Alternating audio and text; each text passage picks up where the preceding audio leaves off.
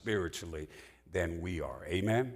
And so let's look at it from that perspective. When I open this up today and I want us to look at, let's go to, and I'm reading out the New Living Translation. I'm going to read several passages of Scripture for us today, if you will. I want to commence reading at verse numbers 8, but I'm going to pick up probably all of the chapter as I give references here in a minute. Listen to what it says, commencing with verse number 8. It says, "Come with me to Lebanon, my bride. Come with me from Lebanon." Now, you can either have my bride or my sister. I can explain that in a minute. "Come down from Mount Amana, from the peaks of Senir and Hermon, where the lions have their dens and the leopards live among the hills. You have captured my heart, my treasure, my bride. You hold it hostage with one glance of your eyes, with a single jewel of your necklace. Your love delights me, my treasure, my bride. Your love is better than wine, your perfume more fragrant than spices. Your lips are as sweet as nectar, my bride. Honey and milk are under your tongue. Your clothes are scented like the cedars of Lebanon. You are my private garment, treasure, my bride. A secluded spring in the hidden fountain. Your thighs are shelter, a paradise of pomegranates with rare spices, henna with nard, saffron, fragrant calamus and cinnamon, with all the trees of frankincense and myrrh and aloes, and every other lovely spice. You are a garden fountain, well of fresh water, streaming down from Lebanon's mountain. Then in verse number 16, awake north wind, rise up south wind, blow on my garden, and spread its fragrance all around. Come into your garden, my love, taste its finest fruit. I have entered my garden, my treasure, my bride. I've gathered myrrh with my spices, and eat honeycomb, and with honey I drink wine with milk. O lover and beloved, eat and drink. Yes, drink deeply of your love. Beautiful, beautiful, picturesque language, beautiful poetic language that goes before us with beautiful imageries and images, metaphors, and all that goes with that. So today we want to unpack this today from this rich subject matter, a passionate relationship. And when we look at this wonderful passage of Scripture that is before us today, as I shared with you on last week, what I want you to get today is that we've been looking at Solomon as we've looked at his progression. Doris, we've looked at him in a real sense when we saw him as a confident, wise, middle-aged man who had compiled the books and the Proverbs that is named the Proverbs. He was a wise man in his middle-aged stage. Then we looked at him last week when we looked at Ecclesiastes, where we saw him as an old, bitter, frustrated man who would write the book of Ecclesiastes at the evening stage of his life. So now we'll come into what? The Songs of Solomon. And now we see Solomon as a young, romantic king who is now being the recipient of his first bride. We know that when we look at Solomon in a real sense is giving us a song, a wonderful, beautiful song that we can call the Songs of Solomon. So when we look at this today, it's Solomon's expressions, his wife's expressions, is Solomon and the Shulamite, his first wife. And so when we get a chance to look at this in Songs of Solomon, you get a chance to see them when they're engaged. You get a chance to see them when they're going through their marriage. And so you get a chance to see all of that in this book. It's a rich book that I've spent time, Tanja can tell you, and not only Tanja can tell you, but Cheryl can tell you, Cheryl Elder can tell you that we did this one year as a theme for our marriage retreat. So I've been in the book of Songs of Solomon. It's been a while since we've been in it, and we'll only be in it for just this teaching today. But it's been some time when I've spent in the book, and I've had some wonderful time of spending studying the book of Songs of Solomon. So where are we at today? When you look at the introduction, I think it speaks for itself. It's a description of love shared by Solomon and the Shulamite on their wedding night. And all through the song is no cold, artificial, ceremonial, unemotional thing. What you have here is a romantic fire in every line. And when you get to the verses that are found specifically in verse 12 through chapter 5, verse 1, you will get a chance to see how that excitement of that love begins to fill the air. You know that you will be listening in on some passionate expressions of a husband and a wife who are holding nothing back from each other. Every part of who they are, including the most personal and private parts of their bodies, are involved in expressing their love. In other words, what you will see here is a mutual expression of love.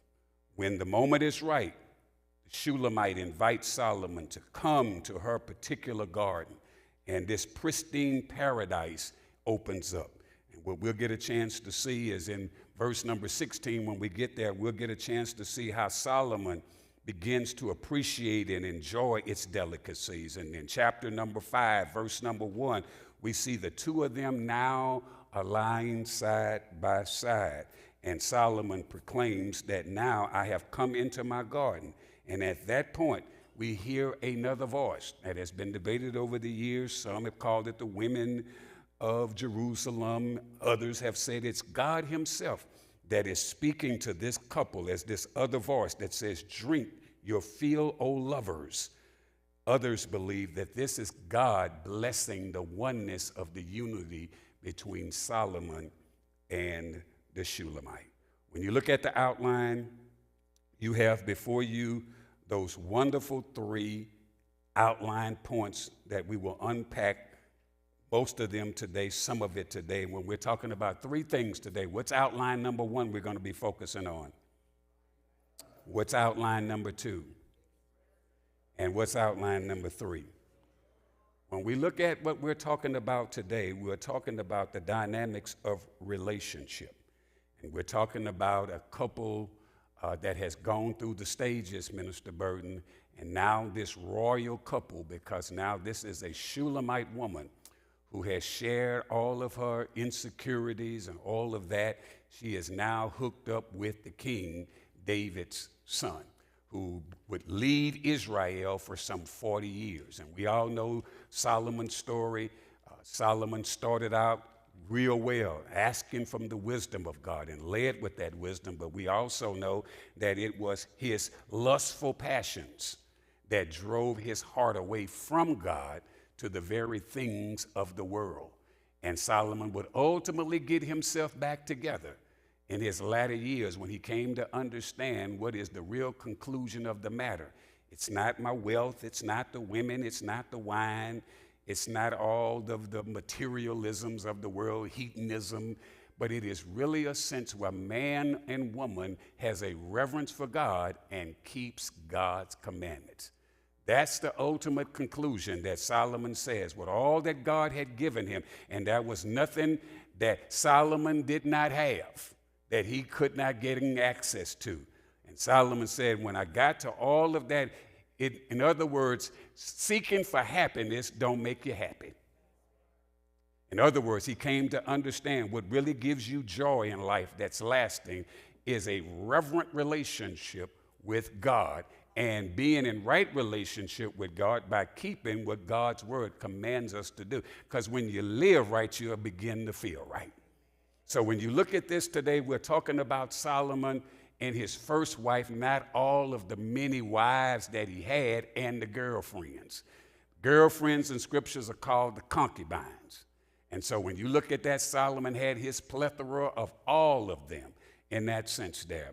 And so you're looking at this expression, and here we are coming into the text today, and now we're getting a chance to see this royal couple is now finally getting to that place of consummation where they are now becoming one. I've done many weddings here at this church over the years, and there's been joy in putting it together through the process of counseling. And when those individuals come to give their vows before God and before the witnesses and before each other, it's just a wonderful, proud moment when you have it as a worship experience and not just an event to go through and get through. I've done enough of them to see when some are sharing those vows and what it really means to them, you can begin to see the emotion, because it's bigger than just standing there and saying some words. And that's why each wedding I try to do something different for each unique couple with those vows. That's why you don't hear me when I do weddings do the same basic canned ceremonies. And then I put my name on the back, and those couples that have asked for them over the years have asked for those vows. I've given them because I'm able to sign the back of that with the date and all of that. So it's a sacred moment for me in relationship. That's why this ministry and many things that we've done here at Como First Baptist over these 28 years, one of the bigger things that I can say is the marriage ministry is one of the bigger things that Sister Dana and I and so many others brought into this church here that allowed this church to blossom in so many ways. And I'm grateful to God for that and for the ministry that we still have. So when we look at this today, what are we looking at and what are we seeing here in this passionate relationship between Solomon and the Shunammite? Don't read this as prose like normal prose. You got to read this as poetry. That means you got to get into the symbols.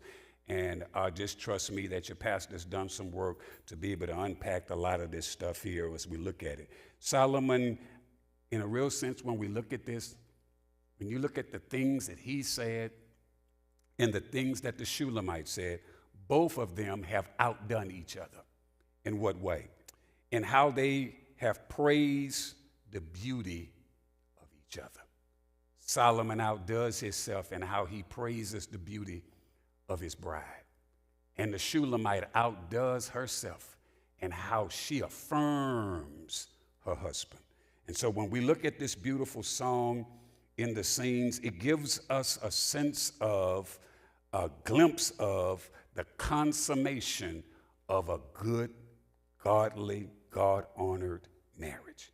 And so when we look at that, we get a chance to see that. How do we get a chance to see that?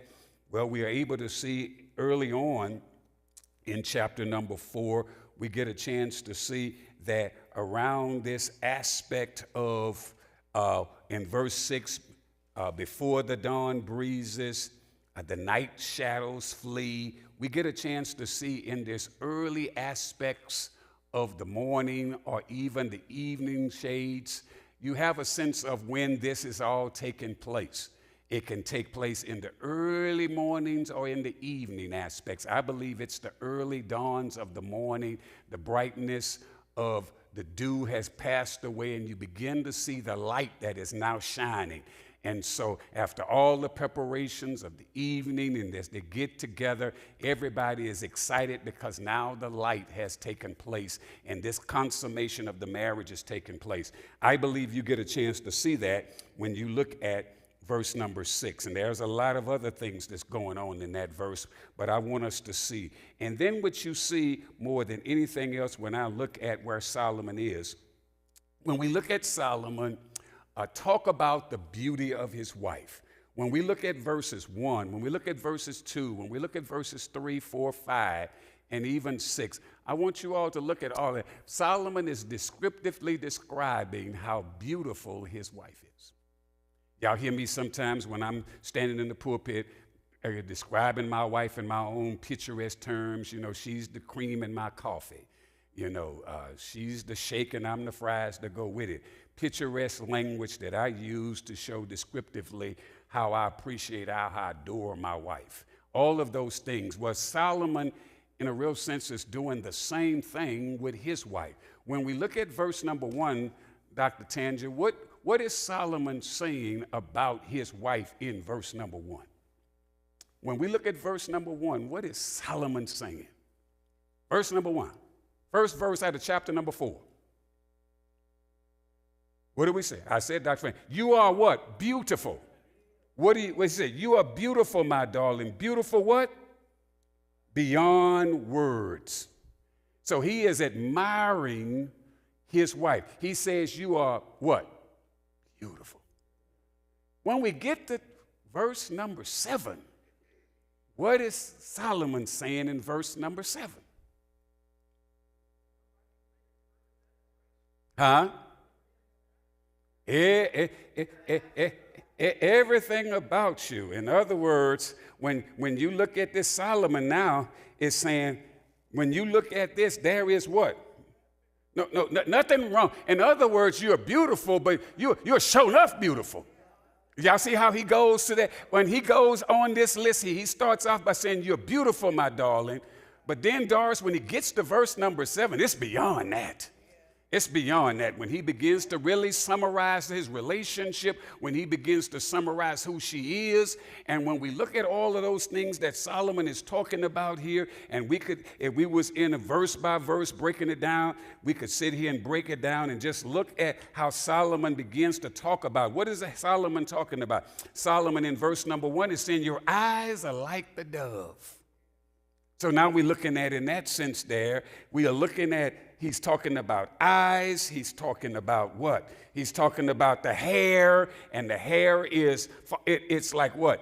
It's like falls in waves. It's like the flocks of goats winding down in the slopes of Gilead. What is Solomon speaking of here? He's talking about dark, smooth hair. He's talking about beautiful eyes. So here is Solomon talking about the eyes. Then he goes to verse number 2, And what is he on when he's talking about in verse number 2? He's talking about the teeth. And what does her teeth look like? Does he say they're yellow? Are they brown? What's the color? Are they black? Are they gray? They're what? They're white as what? Ooh, help me somebody. When I'm looking at verse number 2, I got a wife that has white teeth. Help me somebody. And recently shone and freshly washed. Help me somebody. That means that there is a glistening to them. Y'all know what we're talking about? We got these stuff you put on your teeth now if you want them to look real white and shiny and spicy and all that kind of stuff. That's what Solomon is saying about his wife's teeth. Y'all ain't helping me teach this. She's got 2 teeth, help me, and both sides go together. That's not overbite, y'all. Not helping me. Both of them go together. It's in the text, y'all. I'm not making this stuff up. That's why y'all need to, before y'all get married, y'all need to come to counseling and get in the books and understand what you're talking about, because I'm going to make some sense here in a minute. When you look at it, some of y'all probably ain't never read Songs of Solomon.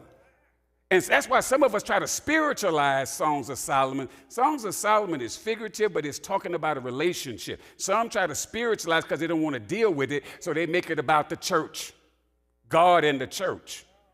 That's an application point that you can make.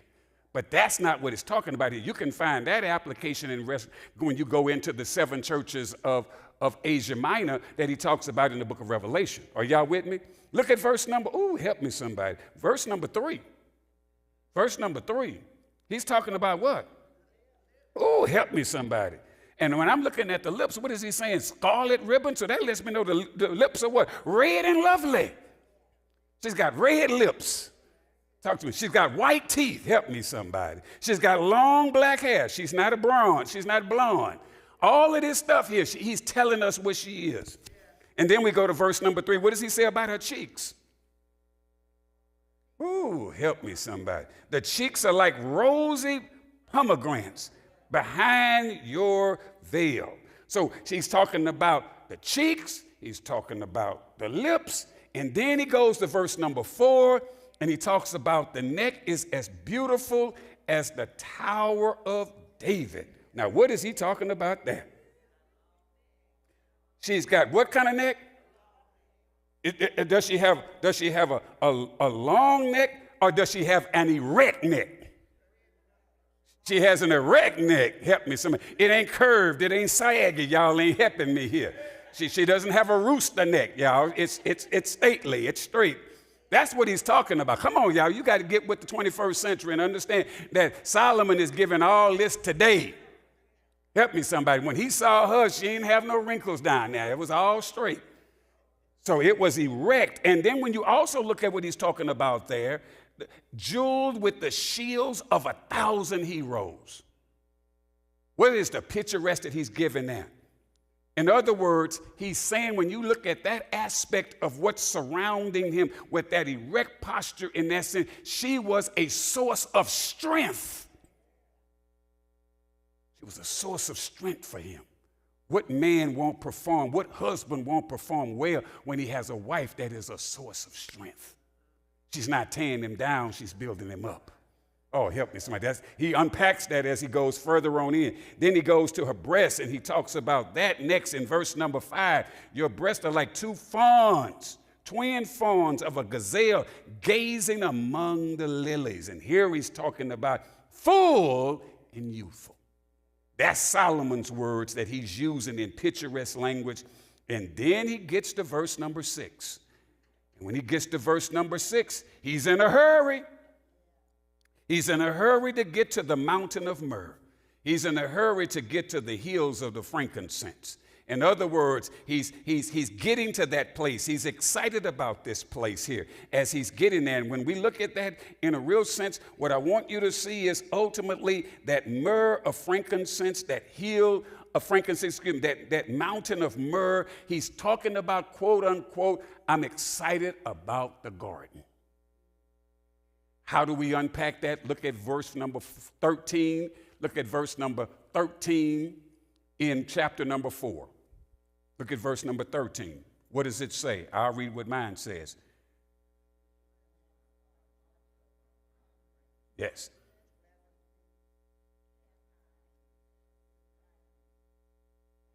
Then look at verse number 16.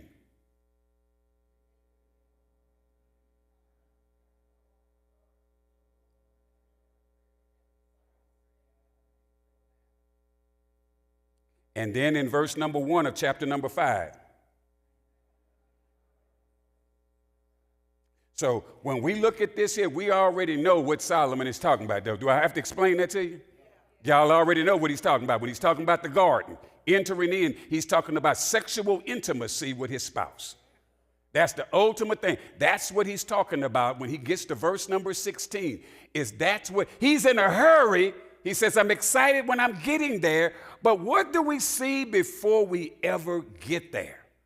We see that's where he is. Solomon can't wait for the opportunity for the spiritual intimacy to be consummated. But when we look at all of this here, all of this affirming of his wife, we get a chance to see some things here because now Solomon is now inviting. He's now at a place, but before we get there to verse number 6, what I want us to see right here from verses 1, 2, 3, 4, 5, 6, and all of this descriptiveness that Solomon is talking about, and each one of those words has something to do with the relationship that Solomon appreciates about his wife. When you look at that, what's unique about the sequence? From chapter 1 to ultimately getting to chapter number 7. Verse number 1, what does he say about his wife? Verse number 7, what does he say about his wife? She's beautiful without a flaw. Right here, I have a hand that's up. What do we see about the sequence?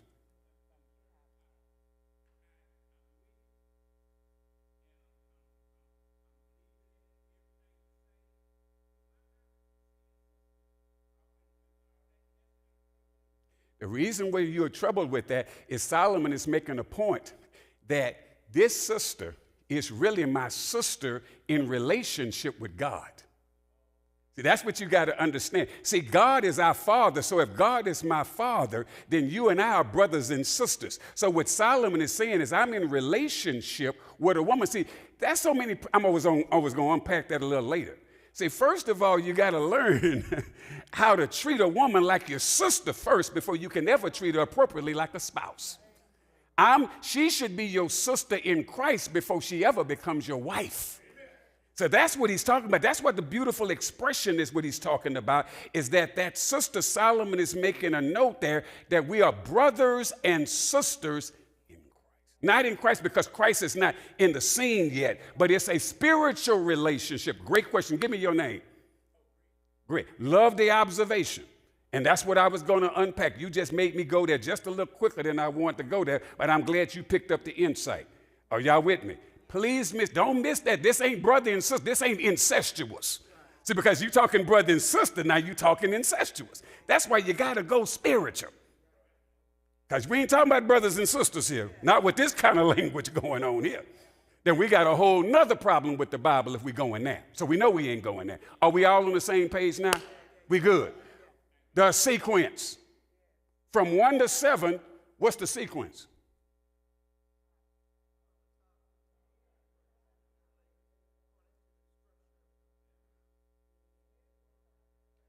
So what is Solomon looking at? Where is Solomon starting from? So when a man is looking at you, you want him looking, what you want? You want him looking top down. Are y'all with me? Now, when you look at this here, why is this important? Y'all, it's important because in a real sense, when we look at all of this here and we see the sequence here, and we see how Solomon is moving in this aspect, what we got to understand more than anything else, that when he is talking about her and summing her up, Solomon is showing us in this text today that Solomon has a great appreciation for her brains, for her knowledge, for where he starts from at the top, her head, before he gets to the lower anatomy. Women should have men that appreciate you for your brains, not just for your beauty. Am I making sense here? And when you look at this in this sense here, this is why Solomon is, because ultimately, when you look at this here and break down all that Solomon is talking about here, we get a chance to see. When we go to our text, why is this important? Well, I'm going to help you. When you look at this today, look at where he's telling her in verse number 8. What is he doing? What is he saying in verse number 8? Read it. No, verse number 8 of chapter number 4.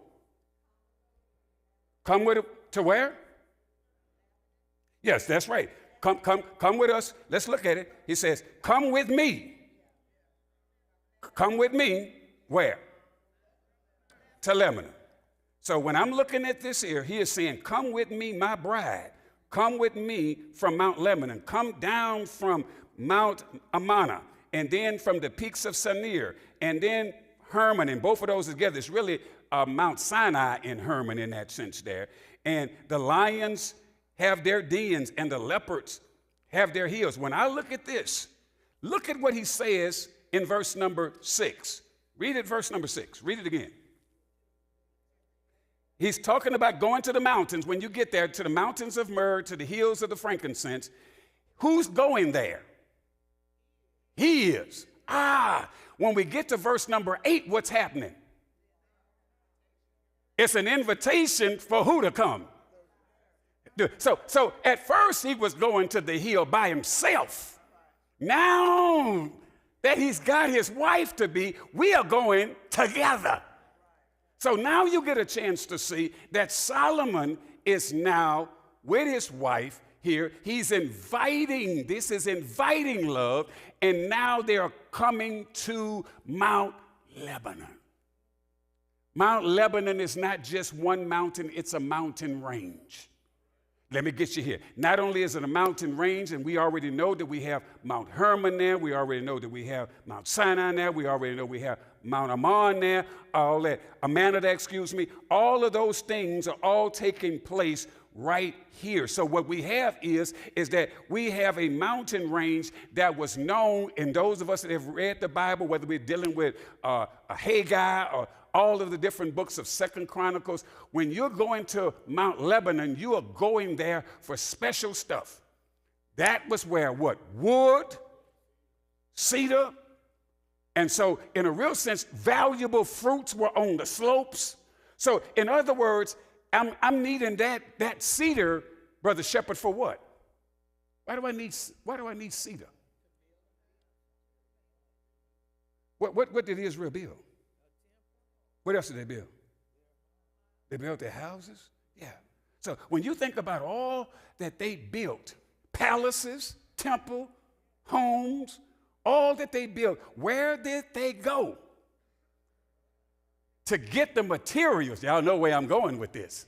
So in other words, where is the mountain? Is it low or is it high?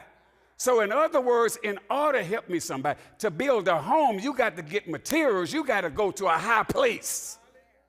You got to go to an elevated place where you are going to get those things that are valuable to any relationship. A whole lot of people can buy a house, but can you build a home?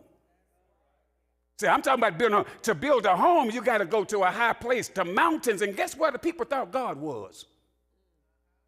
Where was God? In the mountains. So the closer I get to God, help me somebody, the higher I get to him in a better sense, I'm going to gain those valuable things that I need. So when you look at where Solomon is and his mindset, and this way you want to have the man because you want him in this place, he's not just looking for quantity. I ain't just going up there to get a whole lot of, I'm looking for what kind of woods, Shep? Quality. Cedar wood. You couldn't build the tabernacle just any kind of way. You couldn't build the temple just any kind of way. David wasn't building his palace just any kind of way. And I hope you don't build your house, and we didn't build this house just any kind of way. That was unique archaic wood that we had to use up here in the top. If we did not, we would have burnt this whole building up here when we had an electrical fire here about 4 or 5 years ago.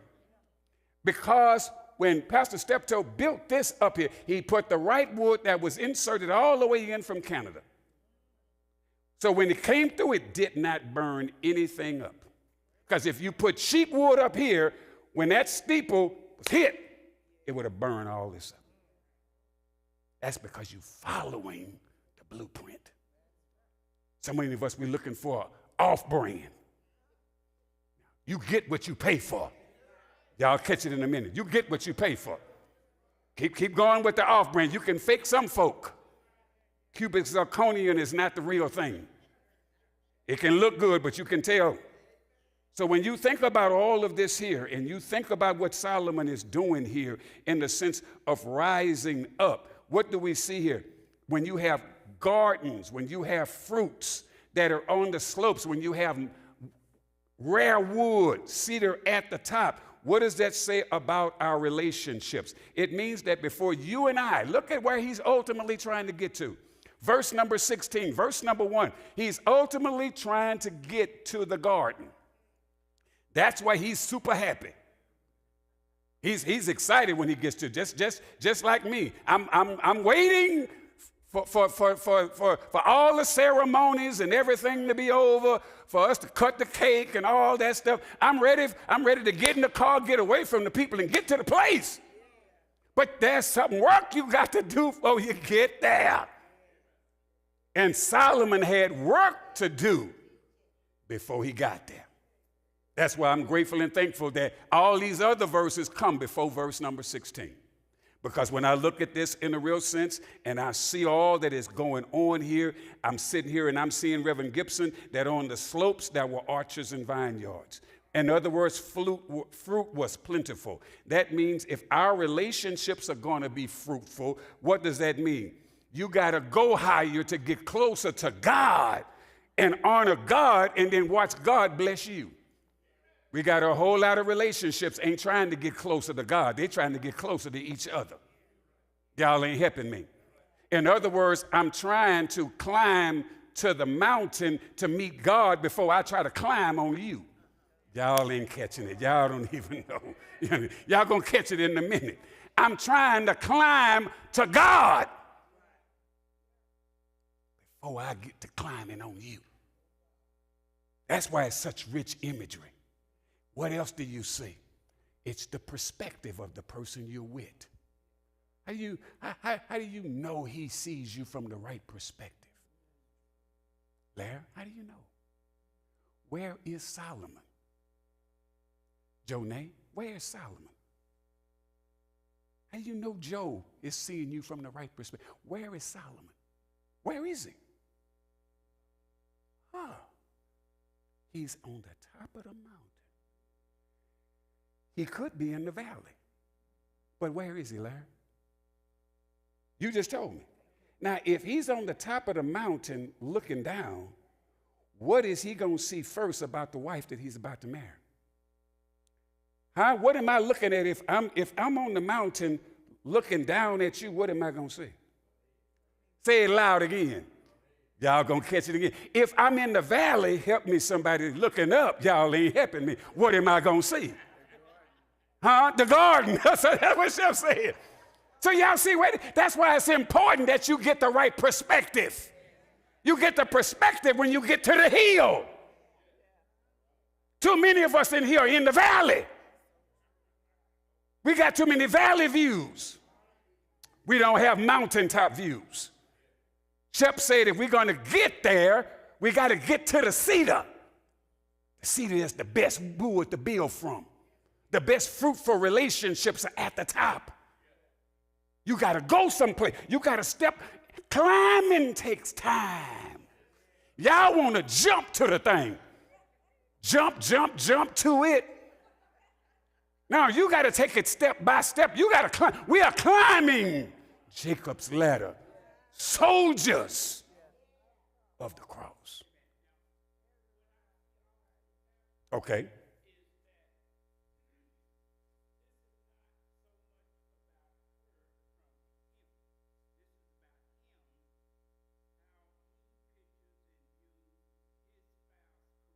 Yes.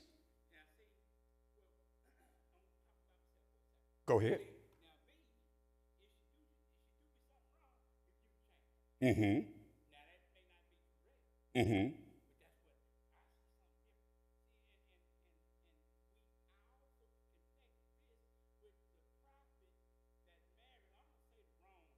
Okay.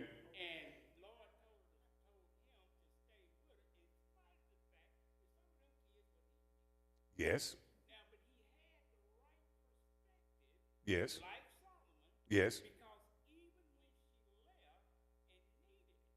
Mm-hmm. Mm-hmm. That's an earthly perspective.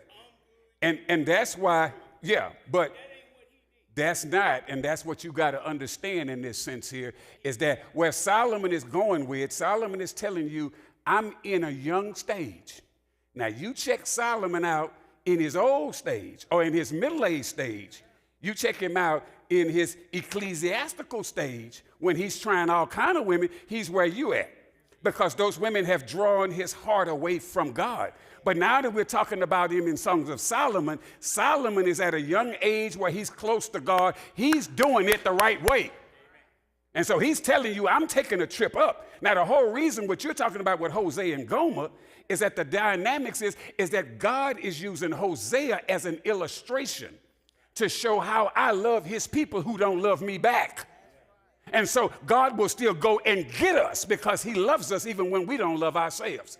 Even when I know you're doing wrong, I'm still coming after you because I love you unconditionally. You put conditions on my love, I don't.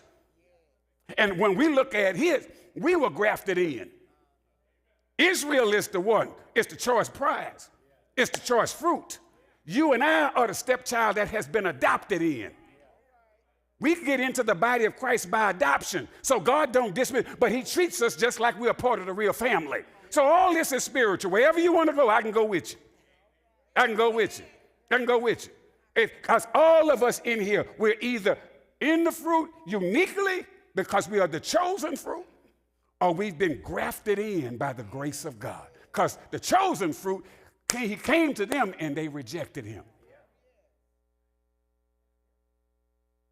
So when you look at this and you look at where Solomon is, you are grateful and thankful, sisters, that you got a man that's spiritual and how he looks at you. Looking at this,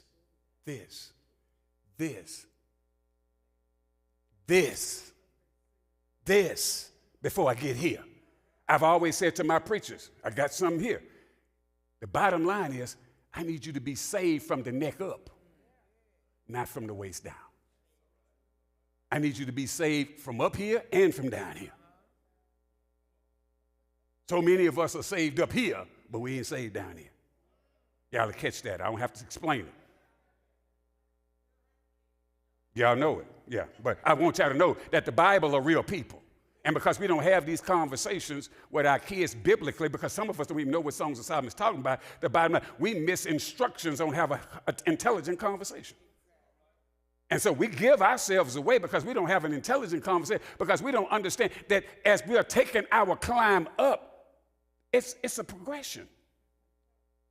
So that means, if I can't jump to the hill from the bottom, and that means it takes some time to get up there, that means that in a relationship dynamic, we can't start from, help me somebody, from kids in the jump street.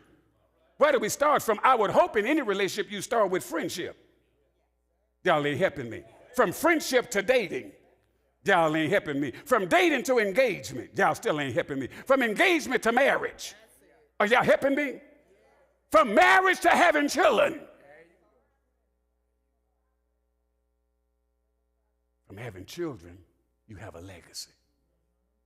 You don't jump you don't jump into the marriage without no relationship and friendship. That's y'all don't even know each other.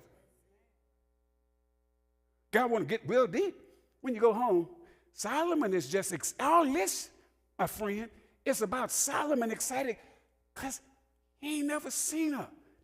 He excited about the first day. Oh, when you get to chapter number 7, he gonna tell you how he really feel. I ain't got to go and watch no crazy stuff, what you call it, R-rated movie and whatever else is out there. I ain't got to do it. All you got to do is go to chapter 7. Chapter 7, he gonna tell you what he see when he done been with her for a long time now. Chapter 4 is just day 1. His first time.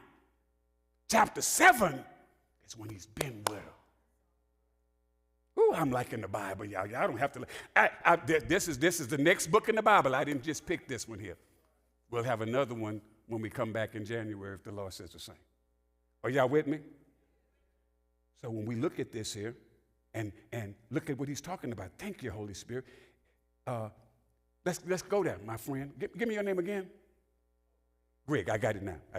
Greg, look at verse number 6. Look at verse number 6, chapter 4. Look at verse number. We're talking about this mountain. Can I spend some time on the mountain? Since Greg got me there. What did he say? Verse number 6.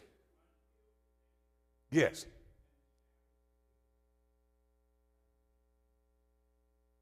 Yes. Yes. The mountain of myrrh and the hill of frankincense. Does anybody see what he's talking about? When you go to the mountain of myrrh and to the hill of frankincense, what you are seeing is myrrh was used along with frankincense as burnt sacrifices that they used for intercessory prayer and for sacrifice. Myrrh for intercessory. Frankincense for the dynamics of sacrifice. Intercessory, sacrifice. When you're looking at what he's talking about, I'm going to the hill and I'm looking at this hill of frankincense and I'm looking at this mountain of myrrh. What do we have here? Places of what? Sacrifice and intercession. Look at what we talked about, Greg, about Solomon. Solomon is going to the mountain of what? Myrrh. Sacrifice, intimacy. Listen to what he's saying. Where am I going? I'm going up. I'm going to a place of what? Sacrifice. I'm going to a what? Because when I think about an intimate relationship that we are going to have with each other, I have to recognize that in a real sense, that if there is no sacrifice, there is no relationship. Greg, you want a man that respects a woman, that recognizes that if there's going to be a relationship, it's not going to all be a one-way street. It means that all of us are going to have to give up something, because Paul says, daily I die. And what do you have to die? I've got to sacrifice. And I say this to every couple again. When you are coming into a covenant relationship or marriage, what are you giving up? The single life. You're giving up your pronouns. It's not me and my. It's not my money. It's not my clothes. It's not my house. It's not my job. You got to get rid of them. I, me, and my. It's ours. You got to change the pronouns. You won't do that if you don't sacrifice. Because when you're coming into a relationship, I make my money, you make your money. You're supposed to pray. You pay for everything. I can do whatever I want with mine. You can come into the relationship with $20,000 worth of bad credit. Help me, somebody. When it's ours, I got to incur that debt because we're both in this together. Your credit is bad, that makes mine bad. Y'all ain't helping me. We don't have the house divided in half where you can live on this side of the house and I can live on this side of the house. Oh, it's divided when you get divorced, but we're hoping that we ain't getting divorced. I've been with mine 30 years. I hope I'm there another 30 years with her, even though I'm going to be real old if I get another 30 with her. I'm going to be in my 90s. Yeah. And I understand that in a real sense that my real marriage is to God. My real marriage is to God. So when we look at this here and we talk about the place of sacrifice, we talk about the place of intercession and all of those things, before we can have an intimate relationship with each other, we got to learn how to climb to the mountain of myrrh and to the hills with sacrifice. We got to learn how to pray for each other and pray with each other. Too many of us in here, y'all, we're going to the top too fast. We're jumping there instead of taking the steps. Come on, y'all. We got to recognize that, as we talked about, there are different perspectives that all of us have. And that's why when Larry was asking that question, what is his perspective? You got to be able to check to know, sisters and brothers, check her. What valley perspectives or mountaintop perspectives they have. You don't know that if you ain't in the genuine, deep conversation. I have counseling sessions with couples, and we don't have any questions. I already know they ain't talking. Or they've already had a key conversation. We ain't telling our business up in here. Don't go in here telling him this. That's why I prefer to do marriage counseling to folk that are not members. Because you don't have to have all the lies. Because I'm sitting there, and I just sometimes lying. Oh, we never have any arguments. We study our Bibles and we read all the time. And you ain't never at church. Lying. Oh, we're going to put God first in our finances. No, you put $5 in, she put $2 in every Sunday. No, God ain't first in your finances. Lying! I hear more lies, just lying. And I'm smiling. Oh, okay. Because you got to know how to do it. And then when I get in there and get hardcore, and it flips and they say, no, because we learn how to say the right stuff. That's why the real test is going to be afterwards. You put time on it. All I got to do is just sit back and watch it. That's why I got to sit back. All the wonderful testimonies, I sit back and watch. See who's going to be here next week. Because I've learned that we are the greatest what? Pontificators. Can't nobody out-talk Comodians. We're the best talkers in the world. So when you think about this here, the mountaintop view, you think about that. And I put down here in my notes, man, Diana Ross had it right. Ain't no mountain high enough. Ain't no valley low enough to keep me from you. When you got it right. I don't know if Diana Ross was talking spiritual in that. I kind of think not. But that's what she had, those words. I'm trying to get to that mountain. Ain't no mountain high enough to get to you. When I've got my mind and my spirit right. So when I look at this here today, what do I see? Greg, you read some. Read the first thing that was said out of your mouth in verse number 6. Stop right there. Until what? When you talk about that relationship, Larry, what time of day was it? Huh? When the day breaks. Say it again. Early what? when the what? When the light. So this was not a relationship that was built in the, oh, y'all gonna catch me in here. Relationships that are built in the dark and only in the dark, y'all ain't helping me in here.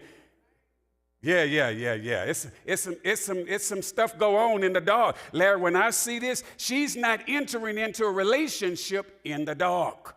Some people only know each other in the.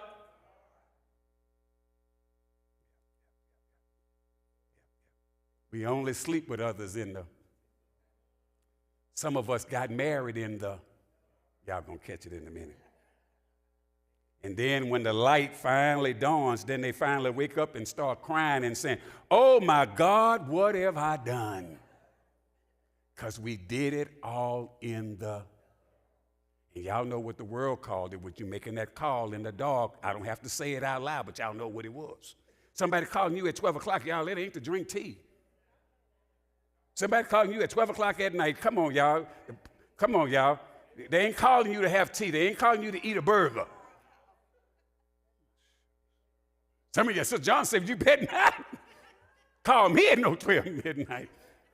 Yeah, but some of them, we answering the phone. And that's a whole different game now. You know, you can, what's that stuff you can do now? What's the deal now? What's that app you can get on now? Swipe right. What's the app now that you can go? What you call it? Y'all act like y'all know what it is. Come on here. Y'all, yeah. You sure better know what's going on. You got a teenager living with you. You raising a teenager, you better know what's going on. You better be knowing what's going on. Y'all trying to play me today. Y'all know what's going on. Let me move on. What am I saying here? When I'm looking at all of this here, and you look at all of this here, verse number 8, as we push on, he is now inviting her, come with me. In other words, the time that they are going is not individually, they're not going alone. He's taking his beloved with him. This is something that Greg was talking about and we was exchanging just a little while ago, and I want to unpack it right here. And why is this important? We're still in verse number 8. When husbands and wives are on different spiritual levels, y'all, it will cause problems and frustrations in the marriage. I said when you're on different spiritual levels, it will cause. You can play it off. If you're at a different level spiritual than he is, then you're either going to come to his level or you're going to bring him to yours. You're going to bring him up to yours if you're here, or he's going to bring you down. That's where it's going to be. And then both of y'all are going to be at the same spot, either high or low. It just depends on who has the greatest influence. And it has everything to do with your daily walk with God. And it has everything to do with what you've seen, because once you've seen a biblical model of marriage in your family, and you've seen that that's the model, and you believe that that model has been effective, that's what you want to practice. But when you've seen a flawed model that's been justified, then guess what? That's what's going to be perpetuated. We say it around here. So Johnson was the first one to say it around here. When I got here, when you know better, you do better. You got to see that model. And that was the driving force for me, because my mom and dad departed when I was 4 years old. And that was always my motivation that I would have. I want to have a successful marriage. Me and my wife, we're going to stay together. We're going to do it. I'm not going to get married at 20 years old. I'm going to make sure this is the right one. All that stuff. And then I got called to the ministry, and my mom said, oh, boy, you got to flip the script. Because these sisters you dealing with, they ain't first lady material. You asked for my opinion. She too hung on herself. She's a beautiful girl, but she too hung on herself. She ain't first lady material. I had to change my game and get on my knees. Help me, somebody, because she told me personally, oh, that ain't the one. She ain't the one. I said, okay, Mom. Then I had changed my game. And now 30 years later, oh, that's the best thing you done. Oh, thank you for best thing you've been for my son. 30 years later. I think her. Am I making sense? You look at it and think from this one. When each of them are looking at life from different perspectives, there's a constant tug of war because you're constantly pulling each other from opposite directions. That's why you got to have 2 Corinthians, 6 and 14. You got to have 2 Corinthians 6 and 14. What does it say? Give me a reader. 2 Corinthians 6:14. We all quote it, but what does it say? Hang on, we got a few minutes. 2 Corinthians, not Chronicles. 6:14, not 7:14. Thank you. Yes. Yes. Yes. Yes. That's what we're talking about when he uses the phraseology of sisters. We're talking about a spiritual equal yoking, Greg, of brother and sister in Christ. God is not telling you what gender in the sense of whether they are to be nationality, whether they're white or black, this, that, and the other, whether they're Canadian American, none of that. He's talking about, are you spiritually yoked in Christ? God is not against a black man and a white woman or whatever. That's not. Now, his issue is going to be not with same sex. Now, don't go that far. Don't stretch it that far. His point is that he's talking about a spiritual union between brother and sister. So that's what Solomon was bringing in that sense. That first of all, I treat my wife first like I would treat my sister.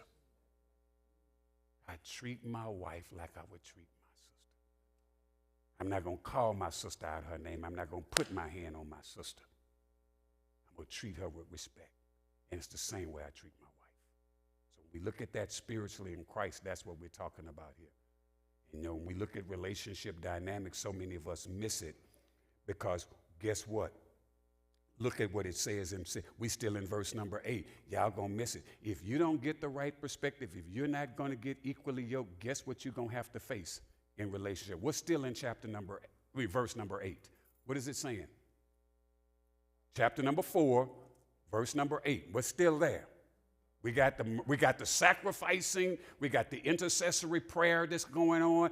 I ask this all the time. Before you go on date, do you and your date go? Do y'all pray together before you? Oh, we ain't praying. We praying. Y'all catch that? Yeah. So when you look at this issue, what do we see in verse number 8 that's still there, Larry? Oh, what else do we have? That means you have what? And you have what are you confronting as you are climbing in your relationship? Some of you all are climbing financially. You're climbing in your spiritual dynamic. Oh, look at where we are. Look at the car we have. Look at where we're living right now. Look at the church we're at. What is Solomon saying you got to be out on the lookout for? You got some what?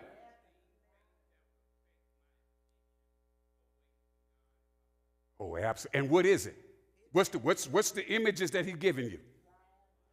Lions and what? He's telling you, even as you go to higher level, you got some mean cats at high levels. That's what he's saying. You got some mean cats. And when you look at a lion and a leopard, what's the difference between a lion and a leopard? What's between a lion and a leopard and a human? What's a human looking for? What's a lion looking for? A lion is looking for a body. Y'all gonna catch it. He don't care nothing about your goals. He don't care nothing about your dreams. He don't care about nothing about your family. He don't care nothing about your spirituality. All he cares about is your body. That's all a leopard wants is your body. That's all a lion wants is his body. And guess what? You think you smart. But Larry just said, where does the lions hang out? In the mountain what? Dens. That means they're there, but you can't what?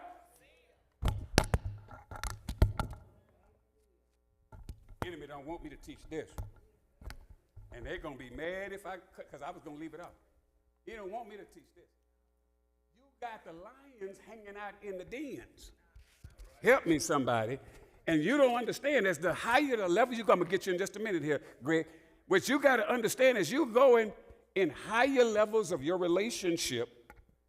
Help me, Holy Spirit. As you go, what is the code just came out with this phraseology.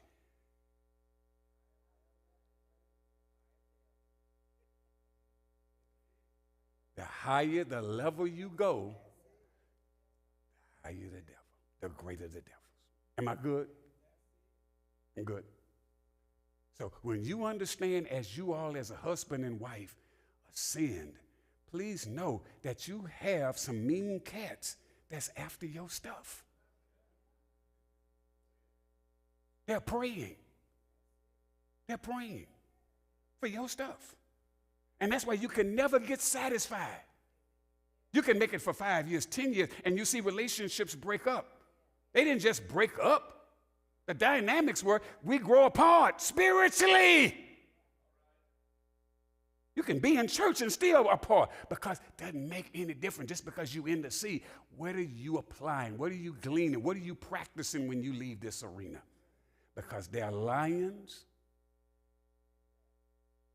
that are what? In hiding in their dens, and you can't see them. That's why you got to be careful when you come to church. Your spouse ain't supposed to be coming here and you by yourself and they at home. It's dangerous in some of these churches now. That's what all we know now, to be single on Sunday. You bring your husband and your spouse with you. Y'all grow together. I mean, you come to Bible study together. You do ministry together. You keep coming in here single all the time. Somebody going to hit on you, help me somebody, and you're going to go home and say, so-and-so tried to hit on me, but if he was there, he wouldn't have did it. You sitting way over here and your wife sitting over here every Sunday, he keep looking, y'all help me. I'm trying to tell y'all, you got lions and leopards. And they're not like humans. They don't care about your soul. A lion don't care about you. A lion and a leopard acts on instinct. They ain't sitting here trying to reason if they're going to attack you or not. Well, let me see who she is, and she really loves the Lord. If the Lord doesn't intervene, you are a victim. He wants what he wants. That's why you're grateful. That's why you and I don't operate on beastly behavior and animalistic attitudes. That's why God had a unique individual for Adam after he went through naming all those animals. I have a helpmeet for you. And God is the one that picked it and shaped it. Because if Adam didn't know no better, all these animals he's naming, Adam wasn't caught up in that trying to say, well, I guess I'm going to hook up with an animal. No, he said, this is bone of my bone and flesh of my flesh. When he woke up, that's the best thing he ever saw, the most beautiful thing he ever saw in his life. And he had to. He had to be the most beautiful thing he ever saw. And then we've seen how we've gotten away from it because Solomon now feels like I got to have 1,000 of them. And he still ain't satisfied. Greg, you had your hand up.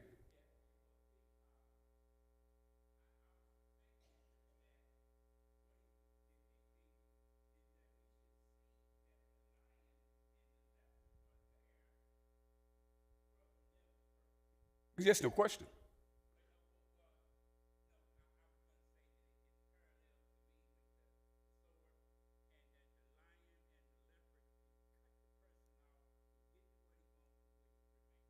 Oh, it's no question. No question. That's why he does what? Satan is a deceiver. That's why you have to understand. But he dresses up in clothes just like us. Yeah, he has on a green jacket. He wears green jacket and a yellow shirt. He has a crew cut. And he masquerades as an angel of light. That's why he's in the lion's den. He doesn't want to be seen. That's why when you look at the devil, when he comes to Eve, what does he come? He comes couched as a serpent. So you have to understand it. But if you don't have a discerning spirit and you just look, oh, Pastor, he just looks so good. What are you looking at? Oh, Pastor, she just looks so fine. The package is going to change. Yeah. Yeah, it's going to change after you done had 4 kids, 3 of my kids. The package is going to change a little while.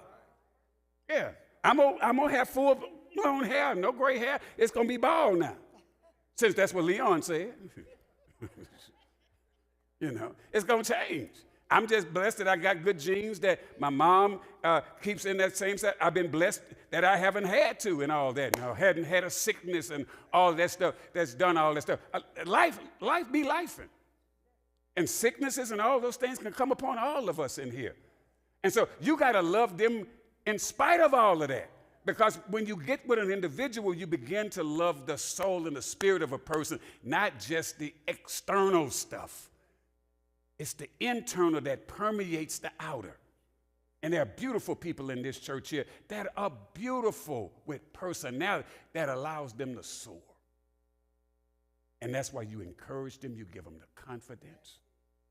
I had one individual that wrote and made a statement, people talk about me and this, that, and that. I said, not around me, they wouldn't. I'm ashamed to come to church because people talk about me. Not if I'm in place. Then we are cruel. We're acting like people that are in middle school. Feel like you got to wear certain kind of clothes, you got to fit this type of image here. But for the grace of God, we have to practice this.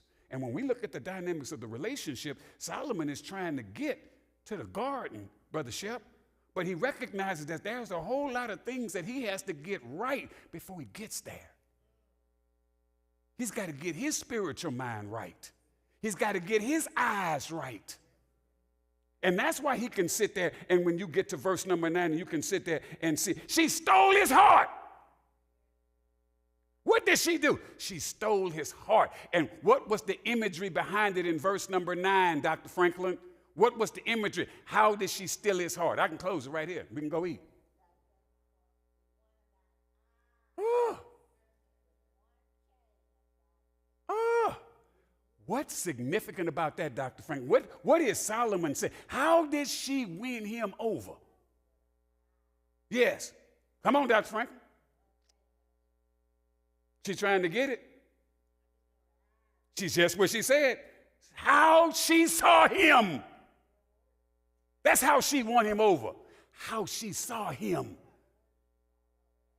I've learned in dealing with women, in dealing with my wife, in dealing with relationships, women want you to read their minds. When it comes to the relationship, we're going to the restaurant. She don't want to tell you what restaurant. She wants you to already know what is her favorite restaurant. She getting all dressed up, hair all done, and I'm taking her to McDonald's? Oh, no. We got the kids all.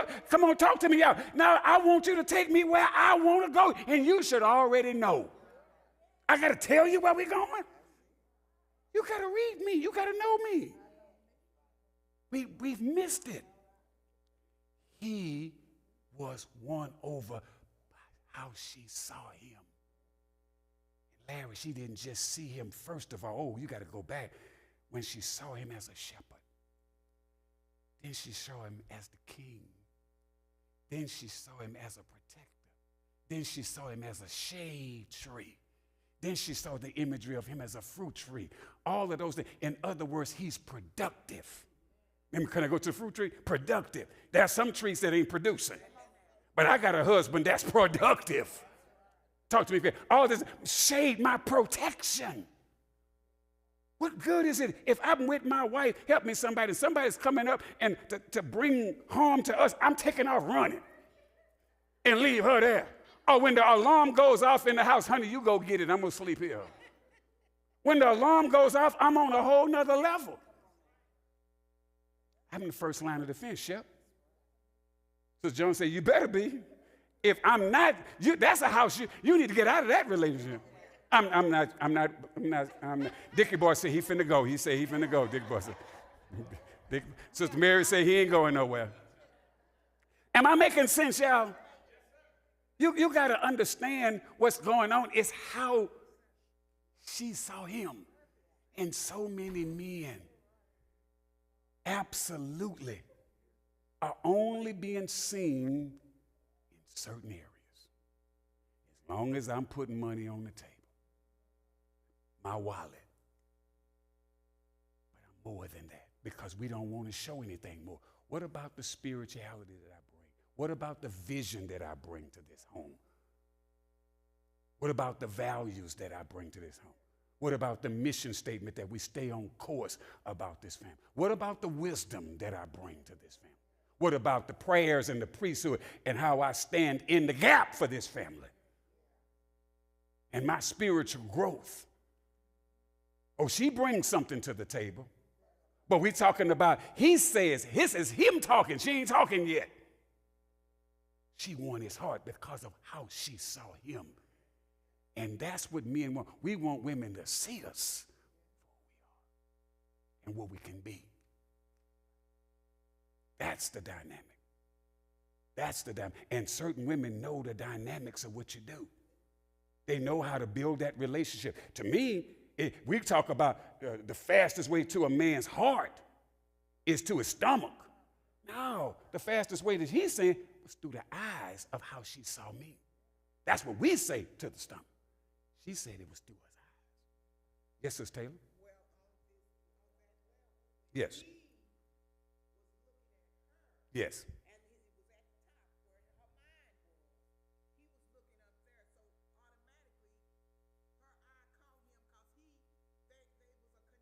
Yes. Yes. Yes. Yes. And then when they probably decide to marry you, looking down here, yeah. When her mind wasn't even on you. Yes. And then you messed up and you want to get a divorce. Or yes. Whatever you have to do.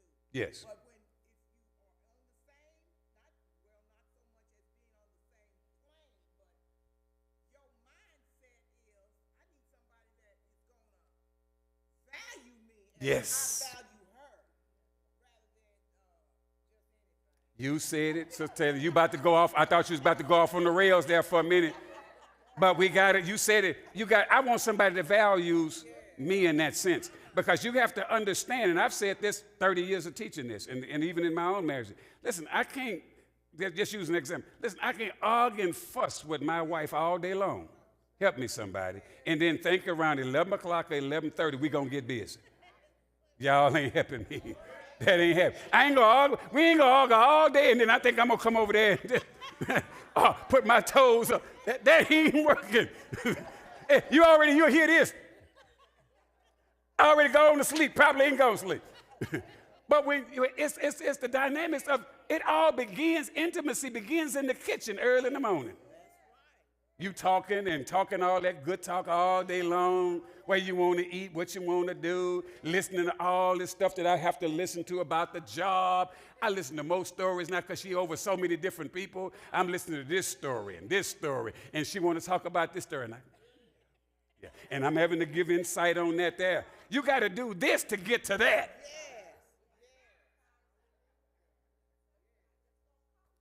Yeah, you're going to put some time in. I'm making sense. It's all about the dynamic. With women, it's different. The men, they're going to be ready anytime. Let's go. They like the lion and the leopard if he ain't spiritual. Let's go. Now, if he ain't ready to go, then that means there's other problems. Yeah. My time is up. Y'all didn't, oh, Lord. And then when I'm dealing, and going down further, ultimately building to verse 16. You know what's when you look at all of those spices, can I tell you? Oh, it's just too much. Let me just read. Do y'all know what she said? Do y'all know what she says in verse number 16? What did she say? Now, he ready. What is she saying? Wake up where? Wake up when? I wish y'all had y'all own imagination. Just use your own imagination. Just use your own imagination. I ain't saying that. I'm just saying use your own imagination. Wake it up.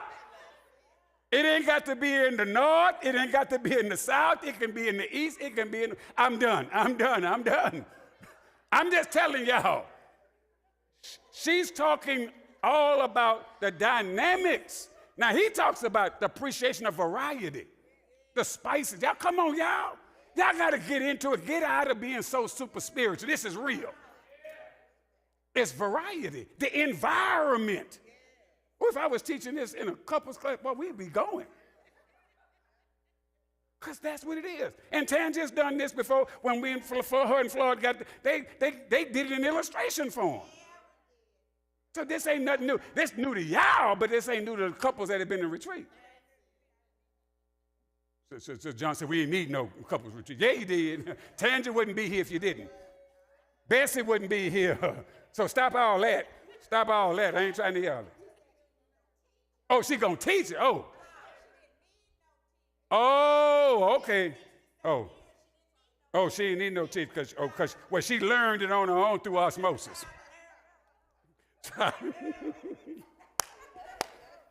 Well, I'm gonna say this. Ain't no question about trial and error. Yeah, trial and error. But when you got some spirituality behind it, that means you got both of them coming with the same perspective. And it ain't performance generated, it's intimacy of relationship. And you'll come to understand that, help me somebody, when you come to realize that. I could say more on it, but it gets to a place where it can be crass. But I'm just trying to make the point. Y'all get what I'm saying. The imagery in this thing is so rich, if you really unpack it, it blows your mind in it. It's good stuff there. I'm just giving you the bullet points of it in that sense, because ultimately when you look at that, where we're going to is what, that's why I call it enjoying it. That's what, didn't I call it? What's the first one? I'm doing what? I'm inviting. Number two, I'm doing what? I haven't even told you. That's why you get into all the different spices and fruits and, oh man, that's when you really get excited about verse 16, because you got to go from verse 12 all the way through to see how Solomon is laying that stuff out. It's good stuff. People want to spiritualize and make it about the church. It's not about the church and God. It's about Solomon's intimate relationship with his spouse, because what God is saying, that is one of the most beautiful things about a covenant relationship. One of the fruits and benefits of a covenant relationship, Reverend Gibson, when a husband and wife together, what is one of the fruits? I'm going to ask Larry to ask the question. What's one of the benefits of a husband and wife coming together? Now, what's one of the benefits? Yeah, what's one of the benefits of a husband and wife coming together? It's the happiness of marriage. Okay, give me another one. Say it. Procreation. Procreation. Procreation. And that's pleasure. Not in the process of conception, but in the birthing process, no, because there is what? There is a penalty that comes that we pay because of the disobedience. But the procreation is one of the benefits, being fruitful and multiply. We don't want to talk about it because we make it taboo in the church, and that's why people go out and do what they do out in the world, because we won't talk about it in the church. We won't talk about it in the church because we don't know how to talk about it in a way, in a sense that we can still make it still fruitful and productive and a decent conversation in that sense there. They're going to learn it anyway. They're already out there on the internet. They know more about it than you. Because you won't teach them. You think they don't know it. What stuff I'm hearing in this, as the pastor of this church, what kids are exposed to in this church.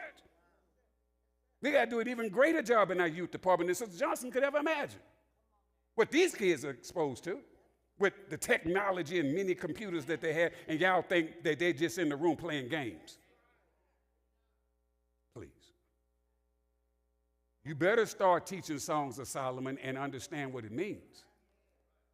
And this is just, next week, whenever the Sunday school class and all those teachers, we'll be on another book.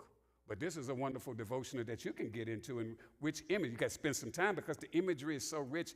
This is years of getting in and understanding, breaking it down, so many different ways of understanding all of that. But I hope that it has been helpful to those of you that have watched today. And tonight at 7 o'clock, we'll look at it further in that sense there.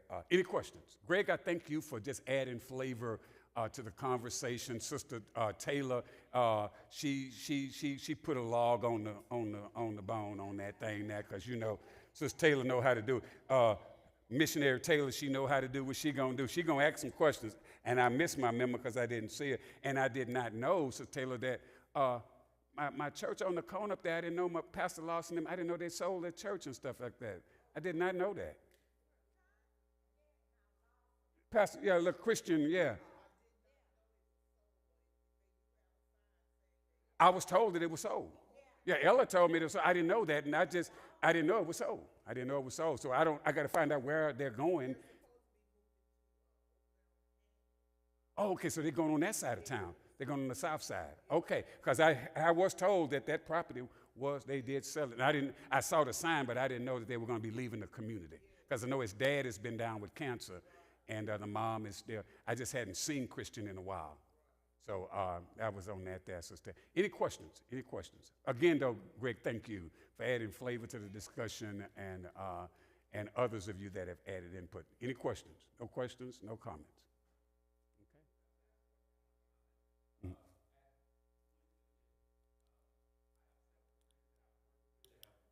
Mm-hmm.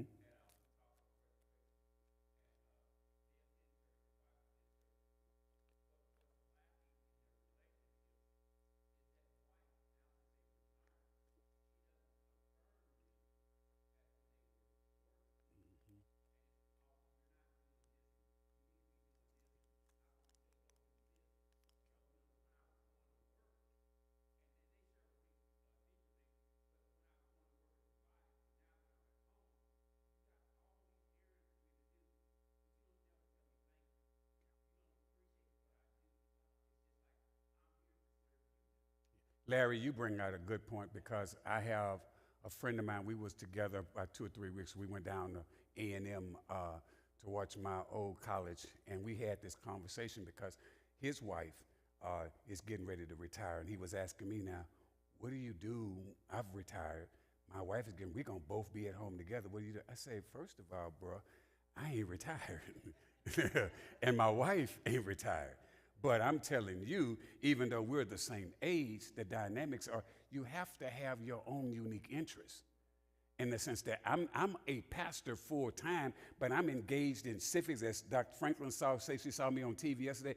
I'm engaged whether I'm at the community center, I'm engaged whether I'm doing pastoral care, I'm engaged whether I'm doing civic work or whether I'm doing active work. I'm engaged in something that is going to enhance, and then there are just things that I enjoy doing with my wife. And so we do those things together, even though she works from the home. She's been in the office. She'll be in the office 3 times this week. Usually she doesn't go in the office at all, but every now and then she has to go in. But we've learned how to coexist in the home with both of us there because we set our offices up and we can still do it. That's why you have to have a spouse where you're friends before you're lovers. You got to like each other. Because if not, you don't even talk to each other. You don't even want to be around each other. All I care about is when you work the midnight shift, I work the day shift. We meet together whenever. Marriage is hard work. And you end up spending all your time being in your kids' business and in your grandkids' business, and you're getting on their nerves. So, Larry, you're getting into a point where as boomers are getting into that, we're already into the retirement age, many of us. That's the big denominator. We worked hard on this thing as our generation trying to get there. And that's why we're going to leave more for our kids than any other generation, more generational wealth. But now that we're in retirement, we don't know what to do. We don't know what to do. And that's why she tried to get volunteers for the A4 deal situation that she's in there. Ella is busy. Ella stays busy. But she also takes care of her husband. You got to stay. You can't just get up at home and sit around all day. My mama is 95. She up moving. She just can't sit there at that house all day. She going to walk up to the mailbox, walk back. She got a lady, her best friend picks her up every Thursday. They go shopping. They go around. She got another one picks up. They go to the restaurants. They eat here. They eat here. Then she got her prayer team. That's what you got to be busy. And be doing kingdom work, and what she's going to always do is tell somebody about the Lord. Go pray for somebody. Visit your family. That's why she loves coming up here, because sometimes she says, I need a new location just to get away, and I love being with you. So, Larry, you on to something with the friendships and how you are able to share that. You and your wife are not retired too. So you're like me. We're still having the conversation of still going there every day in that sense there. But still, I can still share with them. You need to develop those interests before you get retired. Because I would hope that when I'm retired, it's not just you. We got people. My daughter was telling me, she said, Dad, we got people now. She loves to travel all over the world, my daughter. And she said, you have people now that they don't just retire and have a retirement home or stand there. They go on cruises after cruises after cruises after cruises, And they find themselves, so they're not necessarily in one house. They get off this cruise, go to this cruise, get off that cruise, go to this cruise, that cruise. They just spend their whole time just traveling the world. Enjoy your life. Don't get so caught up in life that you miss the life giver king. That's why when Ella gets away, Brian gets away, the Johnsons get away, Johnson's back there get away, Linda gets away, oh yeah, Shepard's get Larry get Alice and Bill get away. I don't begrudge. I make a joke about that in the sense that we're the most cruising church. Get away and enjoy yourself, because y'all leaving all that around for Junebug and them, and they gonna smoke it up in 30 days. All that y'all, enjoy your stuff. Enjoy your life. I'm telling y'all, they can get mad at me all they want to, because y'all going to leave me here to have to eulogize y'all, and I got to deal with crazy. Yeah, y'all leave me here to deal with that craziness. And y'all ain't going to leave no instructions. You ain't going to leave no instructions, and they're going to be all cross with me and crazy with me and looking at me all cross-eyed crazy. I know how this thing going to go down. I know how it's going. That's why you put your, I tell my, leave your legacies. I tell them, all the tribe you got, take your time. I told her in 1990, when she was in her 60s, and my mom has letters. No, she's now getting it recorded into book. Each one, she has a special, unique message. Each one of them, to speak to their legacy. I see, my brother-in-law heard me talk about when his daughter, he has certain messages. When she marries, she hears this message. When she has her first child, she hears all this technology. Speak it while you're still alive. Tell them what you want to tell them, and God will give you the prophetic word to speak to them if they was getting married tonight. When you're dead, they're going, well, if my dad was here, if my mom was here, she would really say this. You already know. You got it on tape. That's legacy. Speak it now. Why, it's in your mind, so you don't forget nothing. So I can speak to them, because when you get too many of them, you even forgot their names. But some of y'all know all, my mom, she knows the names. And that's why for her 95th, we put a tree and we put all those names. I said, Mama, I promise you I didn't leave a name out. I think you left a name out. Let's go through the tree, Mom. Look at all the names. I had to go through all that. There is no names left off. And she looks at it, and she has it in her room on the wall. She can look at her tree of everybody and who they all connect. And all the blended families, all of them are in there too. We didn't leave no names out. And you're still in her right mind to be able to remember all of those names. To God be the glory. Yes, that's the word right there. That's the word. You enjoy every day, because it could be your last moment. Every day you get up and in your right mind, that's a blessing. So that's what we say to that situation. Anybody else? Thank you, Larry. That's a good point there, Larry, that a lot of us have to, a lot of people are coming into as they're retiring into, they don't know what to do with them. We got a whole lot of stuff you can do around here. I got some rooms that I'm trying to get rid of, some stuff over there. I can use some help. I can use some volunteer hours. So if you want to, I got Ella and Cheryl got some stuff. I guarantee you, what I can get rid of, I can get rid of it. Because we can pack some stuff here at CFMBC. And I sure got some stuff over there in HD Steptoe. So when I start to have that meeting and say, come get your stuff, come get it, because I'm going to get rid of it. And then Ella comes back, but that's historical. Put the historical stuff in the historical room. But if it ain't historical, I'm getting rid of it. So I ain't throwing away nothing historical, but it better be. And so I already told her, is she hearing it right now? I'm done. Larry, close us out. Yes.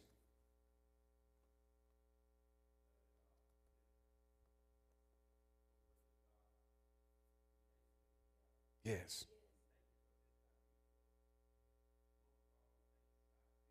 Yes.